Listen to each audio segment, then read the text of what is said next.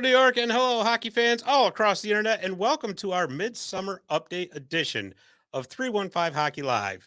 I'm your host, Scott Kinville, and we're supposed to be on break until September, but you know what? We miss you guys so much. That's not true. So much. It is true. We've been working so hard. Don't listen to this guy over here because he's a bad influence. Don't listen to him. No, there's Dave, we wanted to take a break for the summer, right? Yeah. But there's so much hockey news going on that we said, you know what, we got to get back on the air with just once. I don't think I've had much of a break this summer. Well, you know what? We've been working together all That's summer. That's true. We have been. Why don't you go ahead and tell our audience what we've been doing? I can do that. Well, we've been live streaming the Diamond Dogs games. And so for those who don't know, Diamond Dogs. Yes, they're Mohawk Valley Diamond Dogs. They're PGCBL. So what the hell's the P stand for? Perfect game collegiate baseball.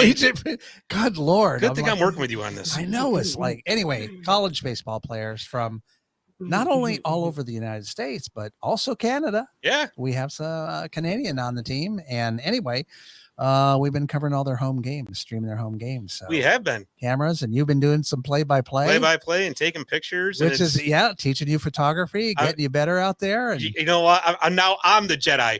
Throughout the entire first season, I said Dave the Save was the hockey Jedi, the young Jedi in training, and now he's turned me into a Jedi. Exactly. It's amazing how that works. Yeah, no, it's fun. And a lot of people like your play-by-play. So, well, some people, I didn't tell you, Saturday night. So Scott did the first game of a doubleheader Saturday night, and he had to go.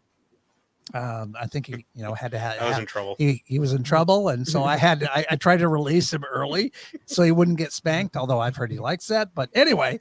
Well, I will say that yes, I was in trouble anyway, but whatever. You were in trouble. Moving right along. But some people came up into the booth afterwards. Some of the players, they said their parents loved your play-by-play and wanted to personally, in person, say thank you. Really? Yeah. Well, that's awesome. Yep. I appreciate that. It was great. So, yep. I always try to think of myself as Bob Uecker when I'm up there. To me, look at Jordy.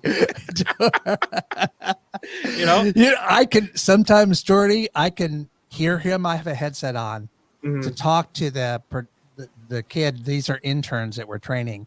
So the interns that are in the booth that are actually learning how to do this, and they're pretty much on their own now. But I can hear Scott through the headphone that they have on that I used to communicate with them. I can hear Scott in the background. I stand out on the field laughing.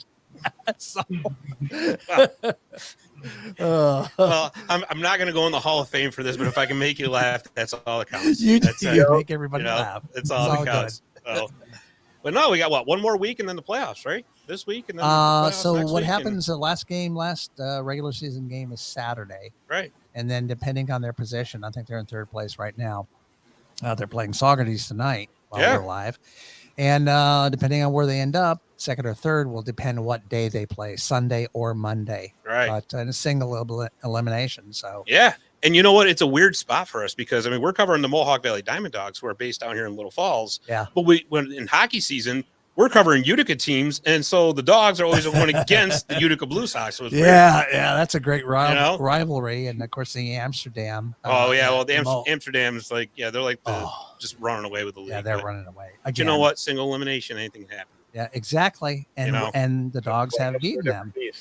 Yep, it is. Right. It is. It doesn't mean anything. So they split this year. They've only played them twice. They won one and lost one. So yeah, there you go. Well, you know what? You and I have been doing baseball, but for the show, we had to get the band back together, right? And so, of course, there's a bunch of hockey pucks outside. Yeah, but it's raining out right now. I know. Which brings me to another point. We decided to have a midsummer show, and what's it doing? We got a storm rolling through. Thundering and right. Well, is that on part of course for us? That's just incredible. Like you ordered it. Yeah, pretty much. Yeah, I play-by-play it. Yeah. Anyways, I want to bring in our co-host right now. I think he's had a pretty busy summer himself. He is the common flock man himself, the Geordie fighter, Mr. Jordan Brockway. Jordan, how are you? Not bad. Just moving through the summer. Yeah, what's been going on? Not a lot between just graduation and starting out playing beer league. Hey, congratulations on both. Thanks. What league you playing in? I'm actually playing in a softball league in there you go. Like the Rome, Utica area. Oh, cool. Very cool. Well, see, now maybe he's a future Diamond Dog or a Blue Sock. No, no Blue Sox allowed. But it's funny because this show is called 315 Hockey Live, and we're over here talking about baseball. So why don't we just get right down to the nuts and bolts of the situation, right? We're here to talk about hockey, and although there is no actual hockey going on, lots of news coming out from our teams in Central New York. Of course, the American Hockey League has recently announced the schedules have come out for 23-24. And of course, here at 315 Hockey Live, we always talk about the Comets and we always talk about the Crunch. What do we play them, like 50 or 60 times now? I think it's up to 58. But it's funny you say that, though, because they do open up the season against each other on October 3rd or 13th. I'm sorry. Yeah, October 13th at the Adirondack Bank Center, the Comets will be hosting the Crunch for the season opener. Now, folks, this is not any kind of like a season preview or anything like that. There is way too much time before the puck drops on the season for us to make any definitive predictions or anything like that. You got 3 months to go yet. Yeah. Which, you know what? Now that I say that, I'm like, oh, why did I think of it in those terms? Right? Yeah. Okay. Just about. Yeah. Yeah. But even so, I figured, you know what? Let's get on the air and let's talk about a few things because both teams have had some key additions. Both teams have lost some key guys, different changes. So, Jordy, I guess the first thing that jumped out when the schedule came out, they're playing each other 14 times again. That's, there's quite a few people that, got a little upset about that. Yeah. Before we get into the breakdowns for both teams, I do want to say I understand that frustration. People want to see different teams. I get it, right? And the problem is in the American Hockey League, the league does not contribute to travel budgets. So the teams that are, independently owned, basically like the Comets and the Crunch, they're on their own. They got to have their own travel budget. So that's why you see them playing each other 14 times. They each play the Rochester American 12 times. The only real change in the schedule that I saw, Jordy, was they're not playing the Charlotte Checkers this year. Yeah, that was a big change that kind of stuck out because usually you'll see them a few times. Yeah. So they're going to play. The Atlantic Division 4 more games, and I believe it's the Providence Bruins that they're picking up for a couple more games, and the Springfield Thunderbirds. Yeah, I'd have to go back and look at that, but if I remember correctly, I think those are the two teams. Yeah, I mean, and I know like Ranger fans in the area will be clamoring for Hartford to come to the odd. I have been for a while. Yeah, I'm sure that. I actually thought of you and Jeremy when I saw that too. I'm like, this is those poor guys. Well, last time we had them, I ended up next to a friend of mine, and he said, "Oh, you're a traitor for one game." One game. Well, it's so awkward though. Like when the Rangers farm team is in the odd, because I mean, obviously the Comets are the Devils team. And it's you see half Rangers jerseys all over the place. I see Barry Shelley's watching this. Thanks, Barry. It is great to be back and great to see you. And I see on Facebook he's been having a lot of fun down at Hall of Fame weekend. Down I see that. Cooperstown. I am not paying for the travel. By the way, Barry. Well, but you know what though, we got the Rink of Dreams inductions coming up in a couple weeks too. That's so that's true, going to be. We'll talk about that in a little bit. Yeah. But yeah. So, Jordy, I tell you what. Why don't we take a look at both teams just to take a look and see who they've lost, who they've gained, and what maybe some changes that have gone on. Again, like I said, we're in no way, shape, or form ready to predict what the opening night roster is going to be. But it is important to know what's going on here. So let's look at the Comets first. Some of their key losses, Arni Talviti, he went back to Finland. He's from Finland. And he signed to play in the Liga over there, which is the top league for Finland. Kind of think of it as the NHL of Finland, right? Oh, nice. Nick Hutchinson, he went back overseas as well. Mason Geertsen, big loss for the fans in Utica. Yeah. He signed with the Vegas Golden Knights. So there is a silver lining on that anyways. I mean, at least he's going to be playing in the Western Conference, and nobody in the East will see him unless either the Crunch or the Comets make the Calder Cup final. So, and then Henderson would have to make it if he indeed plays for Henderson. So, but that's a big loss. Nolan Stevens signed a pro contract, an NHL contract with Detroit. So good for Nolan. I mean, he was on an AHL deal last year and the season before that. He did sign an NHL deal with Detroit, so good on him. Some of the other losses, Brian Pino, I think he went to Bridgeport. I should have looked that up before I. I hope he's George- okay. No, I'm here. I'm just plugging in my PC. Okay. Well, I heard this bad, and then I heard a flush. did he go get a bongo? That's what I thought he was doing. I'm like, wow, he's the musical director for the show now too. No, I completely forgot that I had to Oh, plug it where's in. Jordy? There he Yes, is. he's playing bongos. All right. Oh boy. And then of course the other forward that's out of the organization now is Nick Rivera. Defense. Jared Gorley's gone. But the big name here is Riley Walsh. He was involved in that. They traded him. They traded him to the Boston Bruins in exchange for Shane Bowers, who a lot of people hadn't heard of Shane Bowers. He's kind of a journeyman in the AHL, been battling a lot of injuries. He is a former first-round pick. Just been, it's been snake bitten with injuries throughout his entire career. A lot of people, when that trade went down, the fans were going, what are they doing? Yeah. You're getting rid of Riley Walsh, who was an amazing offensive defenseman, for a guy that, again, not a lot of people heard of, but they had to do that. They had to make that trade. So tell me why, Jerry. It made sense because his waiver exemption I'm pretty sure it's up this year, and if not, it was going. Yeah, that's what it is. And I always confused if it was this year or next year. Yeah, but that was the big reason, because then there's no moving up and down in case something happens, like with last year with Ball going up. So their best shot was moving him for somebody that they can get up and down if they need him. Right. Exactly. Because let's face it, again, like I said, Riley Walsh, a fantastic offensive defenseman. Defensively, there were times it's like, ooh, well, okay. But anyways, I'll just leave it at that. But let's put it this way. There was no way he was going to clear waivers to come back to Utica this year. Yeah. And unfortunately for Riley, there was no room on the New Jersey Devils defense corps for him, because it's kind of overflowing as it is right now. I mean, they signed Colin Miller, who was a proven NHL defenseman. They're kind of stacked right now. Not to mention, you're looking at Luke Hughes and Simon Nemec, who are going to be pushing for spots too. So with that said, he was most certainly going to have to go back to Utica. And like I said, no way were they going to lose him, or they were going to keep him. Somebody was going to snag him on the waiver wire, right? But now it goes back to the Devils were kind of in a spot because the rest of the league knew this. They knew it. They're like, well, we're not going to offer top value for him when he's going to be on the waiver wire in September, So the smart thing for the Devils to do was to take what they could get. And I'll tell you something right now. Shane Bowers doesn't have flashy numbers. He doesn't have these big offensive stats that pop out at you, right? The one thing the couple of things that Shane Bowers has, he's got size, and he's great in the faceoff circle. Now, what have the Utica Comets been missing for a couple seasons? Ever since a guy named Freddie Gauthier left, they have been missing a guy with size, and I'm talking about centers, a guy with size and a guy that's great in the faceoff circle. Because that Comets team was a little bit different last year without Gauthier. Correct me if I'm wrong. Yeah. And I mean, I noticed it too, because you can put a bunch of small centers together, but then you don't have that guy you can throw in that can just be that big guy to move somebody out of the way. Right. And without that, you also may lose a little bit of physicality in the circle. Sure.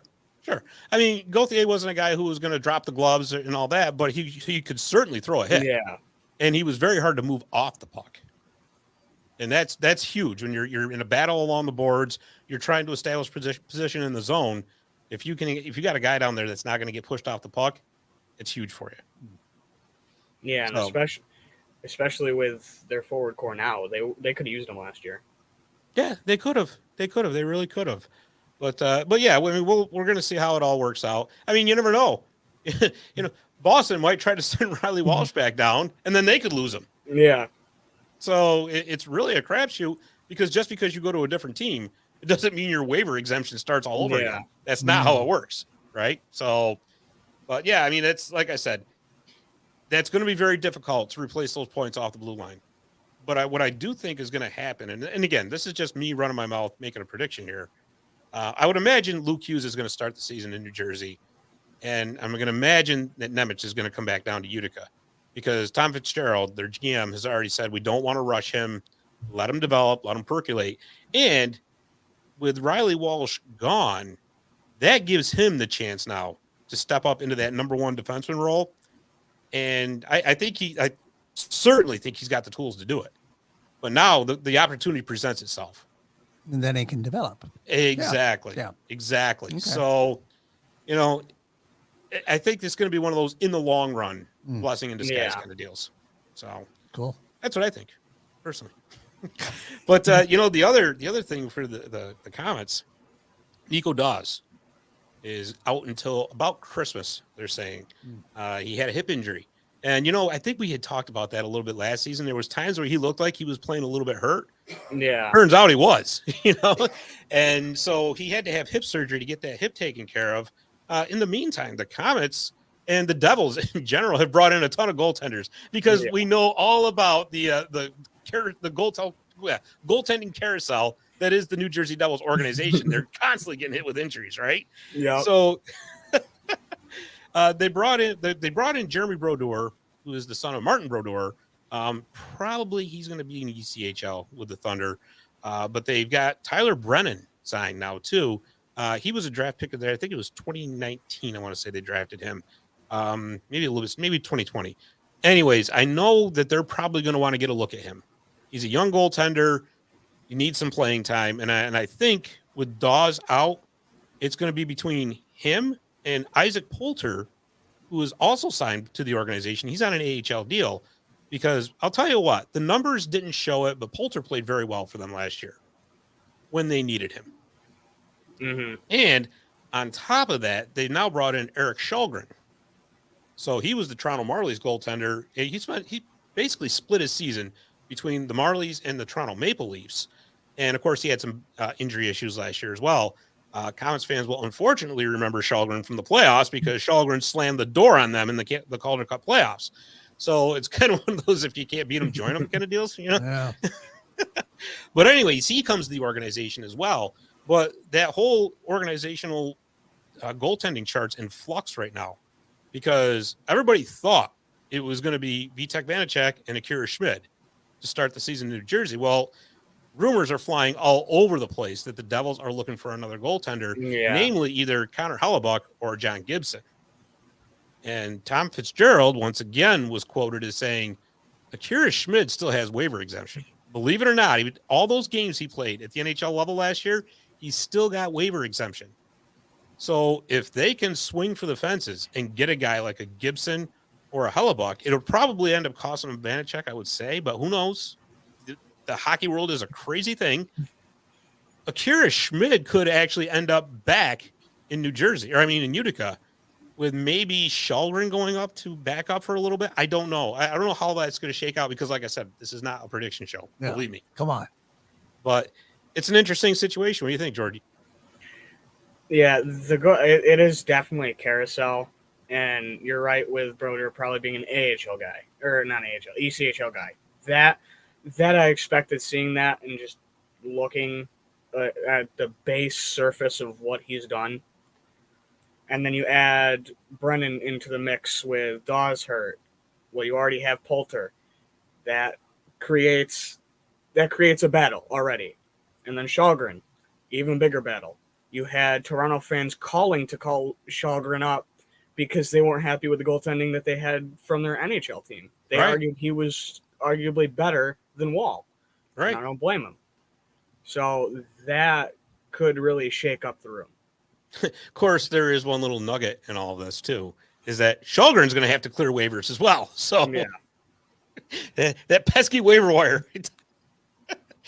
What was it? Oh, Scooby-Doo. Remember at the end of Scooby-Doo every episode? Yeah. I would have made it through that waiver wire if it wasn't for those pesky kids.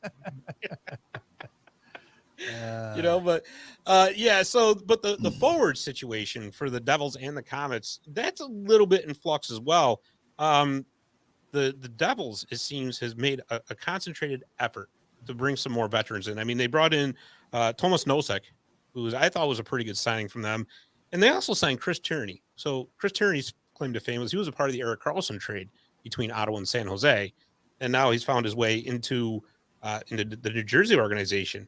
Looking at this list of Comets who are under contract, you're going to see a lot of the younger guys getting a shot in Utica. Guys, I think Xavier Perrant deserves a very, very long look in Utica. I thought he was outstanding for them when he played last year. Obviously, Sammy LaBerge, Joe Gambardella, Philip Engras, let's see. And I think Graham Clark actually ends up back in Utica this year because he's still waiver exempt. But they're also saying that New Jersey is absolutely enamored with Nolan Foote. So my guess is that he's probably going to get every chance to make the team coming out of training camp. Plus, he's out of waiver exemption as well. So that would be another guy that if they try to send him down, he's gone. And they'll get nothing for him. I mean, Judge Smales from Caddyshack. You'll get nothing and like it. Yeah, it's the middle of summer, folks. I can't help myself. Yeah, look at Dave. Where are all these movie references coming from? Yeah, well, listen, like I said, it's the middle of summer, man. Yeah, no, it's scary. But there's a couple other ones that I just wanted to touch on real quick because I think it's going to be interesting to see what they do with them. Is Tice Thompson is now on a one-way NHL contract, and he doesn't have any waiver exemption either. So if he does come back to Utica, they're going to have to pay him the full NHL shot, which I think his contract calls for like $775,000 or something like that.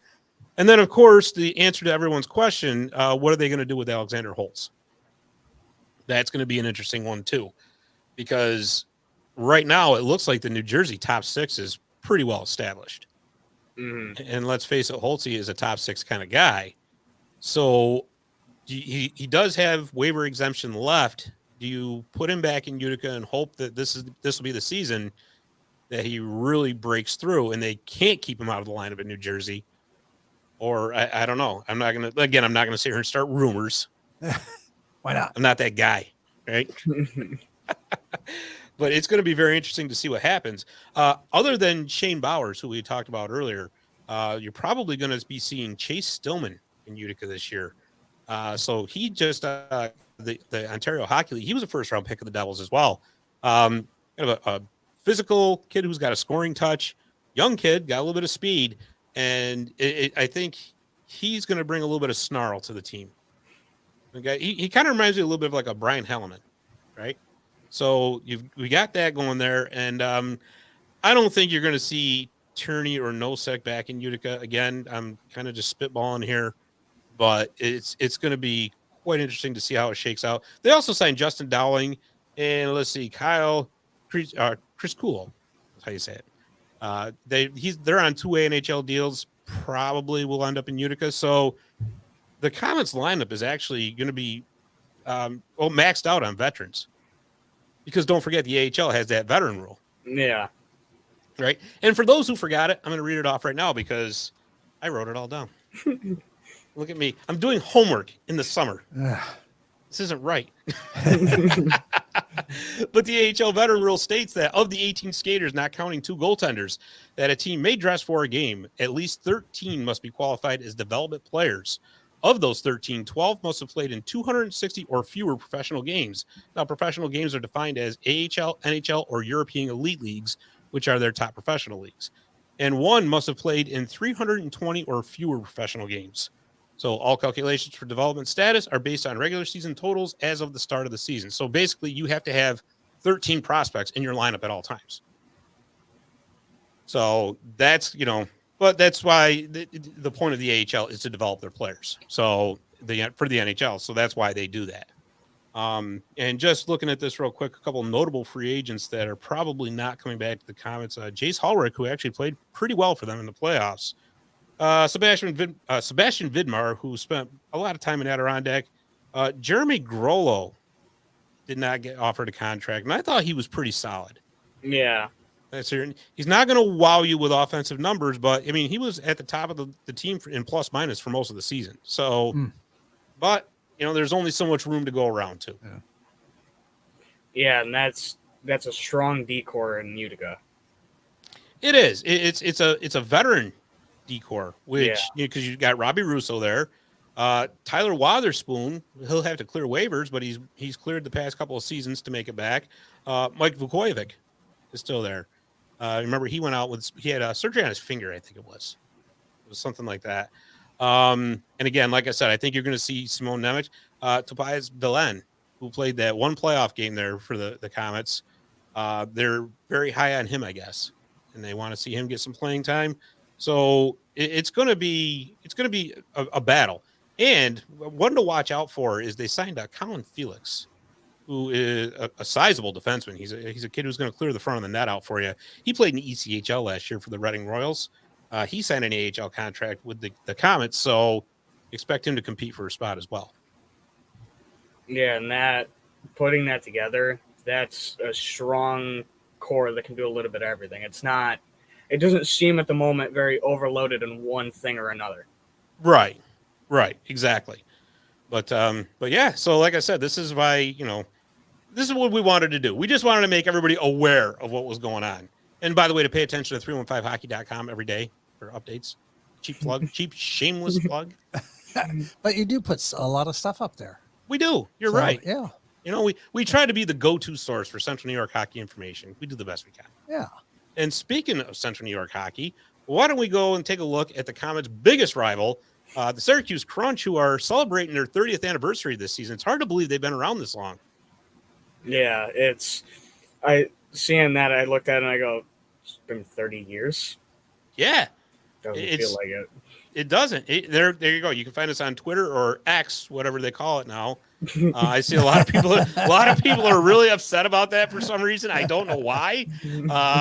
The Twitter's feels a little dated. It's been from day one. I mean, why not? X is a little it lacks vision. Yeah. Yeah. But I mean, whatever. I mean, it is what it is, right? But the good news is Threads is collapsing already. Is it already? Yeah. Well, yeah. No, but we don't need another social media platform. No, we can Back go on. off. Listen, just as long as you can go on there and complain, that's all that counts, right? Yeah. Hell, we can complain here. Well, we certainly do. But yeah, the Crunch are into their 30th season, which is just like I said, it just blows my mind. They've been around that long. Did you see that the video that they made for their schedule announcement? Their play-by-play. I didn't see it, but they do oh my God. really good. It was outstanding. I didn't see it, but yeah. I mean, it was like Hollywood standard. I'm like, this is really, really cool. Man. Yeah, you got to watch it because I'm Mr. into that Cinematographer, or stuff. whatever you, exactly. Yeah, I'm into that stuff. I have to go dig it up here. Did I say cinnamon? Cinnamon, yeah. Cinematographer or whatever. Yeah, Dave Cinnamons. Yeah, okay, sure. Video guy, whatever. Yeah, there you go. There it is. There it is. And before we get into their team, I do want to remind everybody, too, that the Crunch are actually holding their annual Summer Street Crunch, which every Saturday morning they host street hockey tournaments. It's really? right by the on-center, or whatever they're called, Upstate Medical University Arena. Sorry. That's going through August 12th. So they still got a few weeks left. So it's Yuma. Huh? Yuma. Upstate. Yeah. Yeah. Yeah. Stadium. We'll make sure we get that in the next hype video. See how that goes. All right. Yeah, okay. Yeah. It's like you're saying onion over there. But no, the Crunch have actually gone through quite a few changes this offseason, Jordy. Starting right behind their bench is the first one that really jumps out. Their longtime coach Ben Groh he's been reassigned in the organization and replaced with Joel Bouchard. I think he actually said Yoel, but because it's got, what is it called? Amulets over the E in his name. After Umula? Something like that. Yeah. Anyways, he's replaced Ben Groh. And you know what? Bouchard actually has this way of getting the best out of his players. He was the coach for 3 seasons in Laval, and he had almost a 700 winning percentage there. Oh. So the guy knows what he's doing. There's no ifs, ands, or buts about that. He was the coach of the San Diego Gulls last season, who is the AHL affiliate of the Anaheim Ducks. Didn't have such a good season, but you know what? That entire organization did not have a good season. So you really can't put that at Bouchard's feet at all. But what'd you think about that, Jordy, when you saw that? That move, it makes sense for what you're getting him for developing your players. And it's like you said, he did good with that in Laval. And obviously, Anaheim right now is such a dumpster fire. You probably can't get much out of that because it's such a mess. Even if you've got some talented prospects like Chase DeLeo or some talented veterans like Frank Vetrano, still not doing very much. Right. Yeah. So, I mean, that was, it was actually a great move for him to come back east and to go behind the Syracuse bench. But I'll tell you, the Crunch have actually suffered some losses in the roster. Simone Reifers has gone overseas. So is Rudolph Balkers, Grant Mismash. And the big one here that really jumps out at me is Trevor Carrick has actually gone to the Anaheim organization after we just got done trashing him. But he left. The thing with Trevor, he really stepped up for the Crunch on the blue line when Darren Radish got called up to Tampa Bay, and deservedly so. Darren was fantastic in the first half of the season for the Crunch. I mean, he was the leading league by defenseman in points for most, if not all, the time that he was in the Crunch uniform. He played the rest of the season in Tampa Bay, and frankly, with the mess that Tampa Bay is in right now with their cap, I don't see Darren coming back to Syracuse. And he did play well for them up there too. So, good for him to get the shot up there. But yeah, so without Trevor Carrick now, what kind of stands out to me is they still have Sean Day under contract. And Sean Day, if you recall, before Darren Radish and before Trevor Carrick emerged, he was like the number one defenseman for the Crunch. And last season, he kind of got pushed down the chart a little bit with the emergence of those two, but now they're gone. And now he's going to have a chance to step it back up. Yeah, and that with things like that, I mean, you never know, but with someone who's proven it before, there's a better shot than somebody who comes out of nowhere. Right. Exactly. And, and looking at the guys they've got signed, Declan Carlisle, who was at or near the top of the league in the AHL for defensemen and plus minus for the entire season, he was just a rookie last year. And so he's coming back this year, one more year of development. And I think that he more than proved that he can handle the responsibility of more ice time, which he's certainly probably going to get this year. I'm curious to see what's going to happen with Philippe Myers. Yeah, that'll be the one thing that will really make that fall into place. Right. So it's going to be quite interesting on the blue line there for Syracuse. But they brought in Devontae Stevens, who has been a solid AHL career defenseman for his entire career. He'll help shore that up a little bit, I think. So now you're basically rounding out your bottom pairs, and there's going to be some rookies at play. They did bring in Roman Schmidt, who Tampa Bay signed to an ELC entry-level contract. Another one they brought over from Finland, a guy by the name of Emil Martinson Lilleberg. So I think I said that right. Yeah, I think. Let's go look that one up. Yeah, maybe we should. But but no, he played in the aforementioned Liga, top league last year. And looking at his numbers, they weren't bad. So you know what? If he can come over to North America this year and step it up, that may round out that Crunch defense core as well. Yeah, and it reminds me of Utica in the way of you already pretty much know what you have and most of it, and you kind of know somewhat of what it's going to fall as. It's just what are those couple little pieces that you're waiting on going to do? Right. Exactly. And again, for the Crunch fans that are tuning in right now and didn't want to listen to the Utica part, I should preface this by saying this is not a preview show. This is just to let everybody know what's going on, who's coming to the organization, who's gone. And so you kind of got an idea heading into training camps, which start in September. Another loss for the Crunch, Max Legacy has left the organization. Matter of fact, he's left the North American landmass. He's gone over to Europe, leaving Hugo Alnefelt to pretty much take the reins completely in that for the Crunch, which isn't a bad thing because Hugo was actually really good for them last year. I think backing him up is going to be Matt Tompkins. So, but I think in the Crunch net, it's going to be the Hugo Alnefelt show this year. Yeah, Alnefelt, I mean, he has he's been there before. He's done his thing, and in a one spot, there's always that potential for him to jump. And I mean, it sucks that they lost their other goalie in the tandem, but that's just another spot to give to somebody else and hope they step up. Right, exactly. And last but not least, the forward group, we already mentioned the guys who have gone. with Tampa Bay being right up against the cap, I mean, as a matter of fact, they're over right now, and they don't have enough LTIR to get themselves back under. So moves are going to have to be made, and they're going to have guys on league minimum contracts. There's just no getting around that anymore.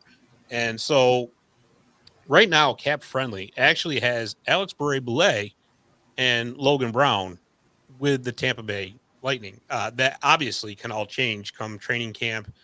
Both of those players will have to clear waivers to come back to Syracuse. But otherwise, I'm looking at this roster and I'm looking at the guys that they've got on ELCs or AHL contracts that are going to be waiver exempt. And I'm looking at a guy I'm looking for Gage Gonsalves this year. He had a really good season for them last year. And I think with all those guys leaving that we had mentioned, that's going to open up some ice time for him. And I think it's going to really give him a chance to shine. What do you think? Yeah, I mean, losing especially Bure-Boulay, who was a heavy hitter for them in terms of scoring. Oh, yeah, he was. That'll open up a lot of ice time and a lot of top line reps. Yeah, absolutely. Absolutely. And, like Cole Koepke, he's going to have to, he kind of had a down season last year, but he's going to have an opportunity to get his numbers back up. Going to be a lot of competition for spots in that Syracuse Crunch team. But, looking at their free agent list, the one thing I do hope is they find a way to bring Daniel Walcott back. And I think if you talk to any Crunch fan, they will tell you the same thing. Because Daniel has been such a staple of the Syracuse community for as long as he's been there. He's been there like 8 years, I think. Remember when he was on the show? Yeah. Isn't that what he said? He was there for 8 years? Yeah, he'd been there a while. Yeah, and it would be a crying shame if he were to no longer be wearing a Crunch sweater and were to go play somewhere else. So let's really hope that they can figure out a way to bring him back. Yeah, I mean, I know a lot of Crunch fans love him. He's that physical guy, the Absolutely. one you kind of have your head on a swivel for. But, if he does leave, he's probably going to end up in one of those physical AHL teams in the East because that's just how the East has always been. Right, exactly. But I will say, I mean, he's still in the area because Salt City Prospects, which is like a hockey prospect camp, we've got to be friends through Twitter or X, or what do you want to call it now? Right? Keep calling it Twitter. It's fine. Anyways, they've been having games at the Mid-State Athletic Center, which is in Cicero. And it's college kids from the local colleges that are here for the summer. They've been playing games every week. And Daniel Walcott was actually joining because they were putting the rosters up on their page. It was really cool. So nice. So, yeah, again, here's hoping. But like I said, this is not a prediction show, folks. We are not going to be predicting any kind of playoff spots, or we can't even make up a roster right now. Yeah. Because, like I said, it's way, way too soon to think about any of that. Again, we just kind of wanted to let everybody know what was going on. I got a new name. You do? Instead of X. Call it Tex. Tex. I like that. Even better. Kind of texting, but TX. No, how about Twex? No. I was thinking Twix, but that's taken, Yeah, so Twex. Tex. It'd be like Tweety Bird saying it. Yeah. All right. No? No. Okay. All right. Well, on that note, I'll tell you what, why don't we do a commercial break? And when we come back, because it's not just the AHL that's been having a lot of news, our local college teams have been announcing some moves too. So we're going to take a commercial break and we'll be right back to talk about that. Visit My Little Falls and stay connected with the latest news, information, and events in the city and the area.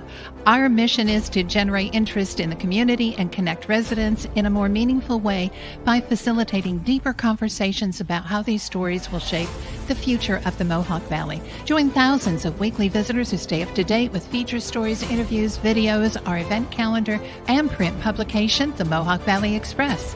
It's about timely local news for the community, keeping citizens informed about important issues, telling about the people who live and work here, and giving locally owned businesses the opportunity to reach a very targeted audience of locals and tourists alike. It's a whole new form of media-rich content developed specifically for today's mobile lifestyle and listeners. You can download our iOS app in the iTunes store, listen to our country music streaming radio station, or sign up for a weekly newsletter. Stop by today at mylittlefalls.com. You'll be glad you did.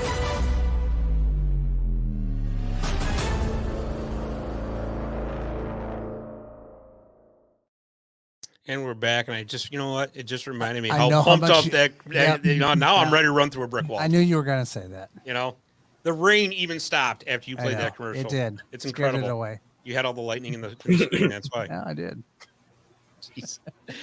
Okay, as promised, like I said, our college teams in the area have been making some moves, some announcements, and I'm going to lead off with the first big one of the summer, which was Colgate Raiders men's hockey coach Don Vaughn retired after 30 seasons. What a career this man put together there. He's 18th all time on the wins list for NCAA. Got his ECAC championship this season. It was almost like a storybook ending for him. It really was. Took his Raiders team. They got hot at the right time. They beat the eventual national championship winning Quinnipiac Bobcats to take the ECAC title. Well, actually, they beat Harvard to do that, but they got by Quinnipiac in the semifinal. It's summer. Leave me alone. Just leave me alone. Anyways, yeah. So Coach Vaughn, happy retirement, sir. What a heck of a career you had. Colgate has announced that Mike Harder, who is actually the school's all-time leading scorer, has replaced Coach Vaughn behind the bench. Harder graduated from Colgate in '97, and he was actually an assistant coach there it was in the 2010s. For 5 years, he was actually in charge of their recruiting and did a heck of a job. So it's going to be a massive change for Colgate. But again, all good things come to an end. With Coach Vaughn retiring, I think this is the right move that Colgate made to bring in a guy who's not only a legacy in the program, but is also is a proven recruiter, because he did a heck of a job when he was there for Colgate. But like some of the other changes going on down in Colgate. So Vaughn's assistant coach, Dana Borges, has left. He's gone to Arizona State, along with their team leading scorer, Alex Young. He transferred to Arizona State. But coming in to replace Borges as an assistant coach is Zach Badalamante. So he's highly regarded in the coaching community. Last coached at Trinity, which is in the SCAC where the Hamilton College Continentals play. Came in very highly recommended and very well respected. And they're also expected to announce Anthony Walsh as an assistant coach there. Is another one. He's coming from the U.S. national team, another very highly regarded coach. So, Jordy, with all these changes, I think that they're doing the right thing here, though, by kind of getting back to the roots, so to speak. And they're bringing in these coaches that, they're highly regarded and they're young, and they're potentially going to be there for a while. Yeah, and that's the thing with bringing in a coach like that is you plan to have them long term. And with that, you can kind of settle things in. And that can also be a recruiting thing of, the coach will be here long term. You don't have to worry about any sort of departure from your coaches or any sort of problems with that. And at the end of the day, it just helps the program because it's a nice refresh. Absolutely. It absolutely does. And, I've said it a million times, Colgate has that beautiful facility down there, the class of 1965 arena. As Barry just said, former Colgate star Steve Riggs was just inducted in the New York State Hockey Hall of Fame a week ago. The rink itself is named after Steve Riggs. So it's the class of 1965 arena, but it's the Steve Riggs rink. So Nice. Pretty cool. Yeah. I was looking, they've got a few coming through the transfer portal, guys coming in. They did, like I said, they lost Alex Young. Colton Young, his brother, graduated. Arnaud Vachon, who's their captain, is also gone. So they've had some losses, but they've retained some of their core as well. Like Nick Anderson, the defenseman who drives the offense from the blue line, is coming back for his senior year. You got Alex DiPaolo coming back. Ross Mitten, who was on our show, and is a fantastic penalty killer and a spark plug in general. I mean, he's coming back. And, of course, you got Carter Guylander, who was outstanding in the ECAC tournament, really outstanding all season long. He's coming back for his senior year. So you got a core to work with there. And I think with the recruiting ability that Harder has, I think the future is actually looking pretty bright for Colgate. Yeah, I mean, they're setting up for a long-term success. And from the looks of it right now, they have a real good shot at getting that long-term success they want. Right. Exactly. And that's exactly it. And I will say, they're opening up this season October 7th. They're opening up at home against UConn. So that's, we get our first look at that. And then the following week, they go to Sacred Heart. And just a real quick story. If you follow 315hockey.com, we had an article out, what was it, about 3 weeks ago, about how a Colgate alum named Eric Open has helped. He lives out in Connecticut now, and he became very good friends with a coach named Jason Pagney. And it was a tragedy that happened to him. And they, long story short, they established the Connecticut Hockey Foundation in his honor. And it's helping young hockey players throughout the state of Connecticut, achieve their dreams, helping them with tuitions and stuff like that. It's just a fantastic story. And one of the board members is actually the head coach of Sacred Heart. So it's kind of funny how the whole hockey world kind of circles back. Small world. Yeah, that too. Yeah. That too. So yeah, like I said, and the women's team, they haven't really announced any recruiting or any major changes as of yet, even though they got a lot of their seniors coming back for the 5th year, including Daniel Serdachny, Sydney Bard from New Hartford. She's coming back for the 5th year. They pretty much kept their team together, and that's a really, really stout looking roster. They're opening up in the beginning, at the end of September. Boy, what a schedule they've got to start with. So they're opening at home on September 29th with a pair of games against Ohio State. And then they host Penn State the following weekend for a pair of games. 2 highly ranked teams from last season. So Coach Fargo definitely taking on the competition early. That's for sure. Wow. But boy, if they win, boy, do they make a statement early. That's just it, right? There's your opportunity. There's the opportunity. Yeah. So Jordy, you got your finger on the pulse of the Utica Pioneers, and the men's team has brought in some new players. So why don't you tell us about them? So Utica men's hockey now, with how Gary is, they're very quiet with what they've announced. Mhm. And they really don't like to let anything out. So there's not much that's official. And well, we do know who is leaving, with guys like Buster Larson and losing Captain Dante Zapata, losing a ton of heavy hitters. Yeah, Remy And Parker transferred Remy, to Long Island. Remy went to Long Island. So there's a lot of holes to fill. And Gary started to do that. So one of his first moves was grabbing center Aiden Hughes. He played 5 years in the OJHL, and majority of it was with the Milton Menace. Now, no, all of them are the same age, 21 years old, and I think they're all from Canada. Hmm. So Hughes is a 5'11", 154-pound center, left-handed shot. So he's very small. He actually kind of reminds me of John Gutt in terms of size. There you go. And he comes in out of Milton, getting 53 games last season, scoring 31 goals, 45 assists for a total of 76 points. So he's doing a little bit of everything with scoring, getting assists, moving the puck. And when I first saw how small he was, I got a little worried, but then I remembered it's Utica. They're going to have somebody that can bang and somebody that can protect him. Well, I mean, he looks like he's a very shifty player. Yeah, that too. He's very, from what I've seen, it seems like he kind of reminds me of someone like a Remy or a Mick in terms of he moves and he moves fast. Right. So, hey, you know what? And looking at his numbers from last season, it doesn't seem to stop him from putting points up. Yeah. So I don't think they got anything to worry about. And then following him up, another center/left winger, according to Elite Prospects, was Andrew Della Rovere.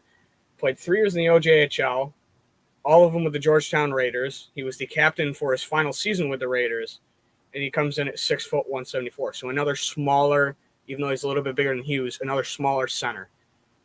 And his last season in Georgetown, he played 53 games, scored 25 goals, had 58 assists and 83 points. So it seems like he's a little bit more of an assist generator than a scorer. I mean, we'll see it when he gets to Utica. And him and his teammate, defenseman Aiden Parrick, I still think I'm pronouncing it wrong, are both highly coveted coming out of the OJHL. And knowing they need centers in Utica because you're losing a lot, and getting those smaller guys to replace Mick, to replace Remy, you're not losing as much. Right. Yeah, and looking at him, I mean, he had 83 points last season. Yeah. So he's he can get the puck in the net or get the puck to somebody who will get in the net. And then, like I said, following him up is a teammate he had with the Georgetown Raiders. Aiden Parrick spent 5 years in the OJHL, 4 of them with the North York Rangers, and then 1 with Georgetown. Came in at 5'9", 190. He's a right-handed shot defenseman. And last season, he played 55 games, had 10 goals, 38 assists, and a total of 48 points. Offensive defenseman right there. Yeah. Because they lost a very big offensive defenseman in Justin Allen. That's and a Connor really Fedoruk. big loss. Yeah. So, yep, that's what you got to do, though. I mean, that's the nature of beast in college hockey. You know, guys graduate and move on. Yeah. It's not like the pros where you're hoping to keep them around for 12 years. I mean, I suppose if it was like Animal House and John Belushi, right? Bluto, Yeah. maybe. There we go. Another Midsummer movie reference. I'm still in college. You know what? I think you would be ideal in college, to be perfectly honest with you. Yeah. It would be just like Back to School, Rodney Dangerfield. It really would. Definitely. But, yeah, so, I mean, there was, a total of 6 that they've announced, right? Or there's a total of 6 recruits and 1 transfer. Right. That's what it was. And, you know, there could be more coming. We don't know. Like you said, they play very close to the chest, which, hey, that's what they want to do, and that's how they do it, right? The women's team has actually brought back a lot of players, too. I mean, other than Georgie Santullo, who graduated out, but they bring back a lot of their core. They're starting to announce some of their recruits as well. I actually talked to Coach Clausen the other day, and he said, well, don't start doing anything yet because we're not done. I'm like, oh, okay, well, whatever. I'm like, you got my word. I'm not going to do anything like that. But I will say that, did you see those blue and orange jerseys that they were wearing last year in the beginning of the year? They're actually selling those game-worn jerseys. Oh, I saw that. $80, and that's it. So, seeing as how tomorrow's my birthday, guess what? I'm going up, I'm treating myself. That's it. What do you mean tomorrow's your birthday? Tomorrow's my birthday. Is it really? Yeah. Huh. See? And I didn't tell you that ahead of time because I didn't want you to do anything like have an exploding cupcake on the table or something like that. Or an exploding rocket. Yep. There we go. There we go. There we go. Da-da-da-da-da-da-da. That's some great planning. Yeah, wasn't it? Light that candle, buddy. Yeah. But yeah, you can actually get one of those jerseys yourself by you got to email Coach Clausen. I think it's dclausen@utica.edu. I'll put that in the liner notes for the show. But before we, close all that out, both Utica teams have announced their schedule. And for the men, they're playing an exhibition game against the USA U18 team. This time it's in Utica. Nice. Which that's going to be, those are always great games right there, because the U18 is obviously the best of the best from around the country, right? So that's an exhibition game on October 20th. And then right on par, they open up against Adrian this time in the odd, because last year they went out to Adrian. That's October 27th and October 28th, both at the Adirondack Bank Center. But during that weekend as well, the women are having their kickoff tournament. So there is going to be an insane amount of hockey between the Adirondack Bank Center and the Utica University Nexus Center. So it's going to be pretty cool. Yeah, and opening up against Adrian, I mean, I don't know how the schedule is necessarily assembled. I wish I did, because it'd make it a lot easier to kind of look at and see. But seeing that must be one of the only spots that they can be fit in, because a lot of those out of conference are scheduled early. Right, exactly. And that's exactly it. And, just kind of glancing through the schedule, obviously you got your UCHC schedule, but the Thanksgiving showcase this year has St. John's, University, Elmira, and Oswego. So we're going to potentially play Oswego twice, because they go up to Oswego this year, December 9th. And so if it ends up, because for the first round of the Thanksgiving showcase, it's Oswego State versus Elmira, and then the Pioneers are taking on St. John's. So, all depends on how everything turns out. But that could be interesting. Two bitter rivals like that playing each other twice in the span of 3 weeks. So that's an interesting one. December 1st is the Teddy Bear Toss game, and that's against Stonehill. Stonehill's a Division I team. Yeah, when I heard that come out with the schedule, I was scouting. I always scout around that time to see when's the schedule coming out, and I just so happened to hear something, and I'm like, oh, it's out. So I scanned through, and they were the one on the list, and I had to look at it a few times and be like, is this right? Yeah, exactly right. But you know Yeah. what, though? I mean, everybody thought like last year against Oswego, because that was the teddy bear toss game last year. Remember, oh boy, it's going to be a real tight Yeah. game. You know, and they got the goal right off the bat, and they played one of the best games of the year that night. Well, so they really Oswego came in with high expectations, and they just came in, hit them in the mouth, and they never recovered. yeah, it was one of those games. You know, and I remember watching that from the press box, and their goaltender Cal Shell was fantastic that night. He actually kept them in that game. Yeah, and like being right behind the benches, it was electric because everybody's sitting there just like anxious for that first goal. To the point where I'm looking around with everybody I'm with going, who you got on the first goal? I do it for most games, but I looked around to everybody I'm with. I'm going, who's got it? I think Professor Rossi, who I sit with, picked very close with Remy. Somebody else I was with picked Dante, which was the safe bet. And nobody got it. Nobody got it. Amazing. Absolutely amazing. And, you know, I'm surprised because, you know, like with teddy bear, I mean, obviously Utica isn't the only ones that do a teddy bear toss game. With all this online sportsbook stuff, I'm surprised there isn't an app for that. The teddy bear toss sportsbook app, you know?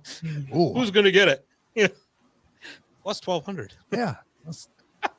I'll tell you, that. when that goal went in, I've never seen that building jump up so fast. Oh, I did too. That place exploded. It was the powder keg. It was ready to be lit, and that was the match to the fuse. Yeah, it really was. It really was. So, yeah, I mean, we're going to see. This season is going to be very interesting. Like I said, with the women, they opened up with their season, non-exhibition schedule. They play a couple exhibition games, October 20th and October 21st. The Utica University kickoff tournament starts on October 27th. They have not announced the rest of the teams for that yet. Looking at their schedule real quick, the big one that really stands out to me is the rematch against the Hamilton College Continentals, which is also on December 9th. This one's at Sage Rink in Hamilton. And that game was, you know, Hamilton just poured the shots on them last year, but the Utica women came back in the end to get the 2-2 tie. I think that's going to be another fantastic game. Yeah, especially with that team's keeping a lot of the roster. It's going to be tough, and it's going to be but it's a tough team walking in there to see them. So it's going to be a shootout one way or another, no matter what team you get on both sides. It's going to be physical, it's going to be tough, and there's going to be a lot of stuff thrown on the net. Yeah, absolutely. And just kind of breezing through the rest of it. They got a tough 3-game stretch here, starting January 20th, where they go to Oswego, much like the men are going up there in December. And then the following weekend, they host Nazareth for 2 games on Friday and Saturday. Definitely going to be looking for some payback against Naz. Yeah, that's the revenge game right there. Yeah, absolutely. So we'll see how it goes. Like I said, if you want to get one of those jerseys, I'll put the coach's email address in the liner notes for the show on the YouTube channel. One last thing I want to close out with. We just mentioned Hamilton College. Their men's team actually had a fantastic recruiting season themselves. They brought in 12 players. And I tell you, they brought them in from all over North America. They really did. Coach, I talked to Coach Haberbush about it, and he's like, yeah, he goes, it's how it turned out. I mean, they got a couple players from Los Angeles, Vancouver, and all pretty, highly regarded players too. He's got a nice mix of scorers, checkers. He's got 10 forwards, 2 defensemen, and he's got a player coming in from Hamilton, New York, where Colgate is. So Brad Holcomb is coming to the Hamilton College Continentals. Play close to home. So nice. He came out of the Syracuse Stars program. So good to him. Good for him.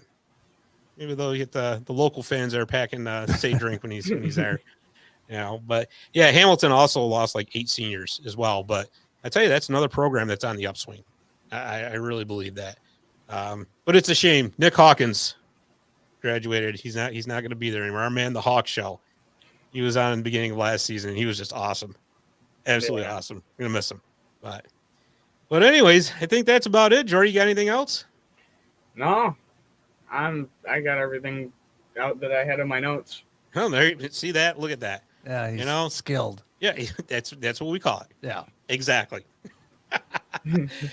Yeah, and by the way, before I go, just want to let everyone know Hamilton has not announced their schedule for the men's nor the women's yet because they normally don't start till November with the way the NESCAC's set up. So we'll be watching out for that. And again, keep an eye on 315hockey.com because as these recruits are announced and all that, I've been putting together articles on the webpage for, update you stats, interesting figures, stuff like that. So keep an eye on that. And by the way, follow us on Twitter, Facebook, and Instagram. I'm sorry. Well, we're still calling it Twitter, right? We'll call it Twitter. Okay. Yeah. Twitter, Facebook, and Instagram. We're putting stuff out there every day. So give us a like and follow on that. Jordy, tell us a little bit about your YouTube channel before we go. So right now it's kind of like my off season because between everything, it's just like there's not much in terms of Utica or anything, but over at Jordy Fighter on YouTube, or I usually have updates here and there when enough happens. I think my latest thing was an outlook on the Comet roster, and on my Twitter, same thing is if there's any recruits, no matter how I figure out it's official, if I find it and it's official, I'll have something. Perfect. So go ahead and subscribe to that on YouTube now too. However, for now, we're all done. And I think this is going to be our last show for the summer, I swear. Right? Yeah. But we are coming back in mid-September. So make sure you subscribe to this YouTube channel too so you don't miss the show, or follow us on Apple, Spotify, any other major podcast platform. In the meantime, for Jordan Brockway, for Dave the Save Warner, I'm Scott Kinville. Thanks for watching, and we will see you in September on 315 Hockey Live.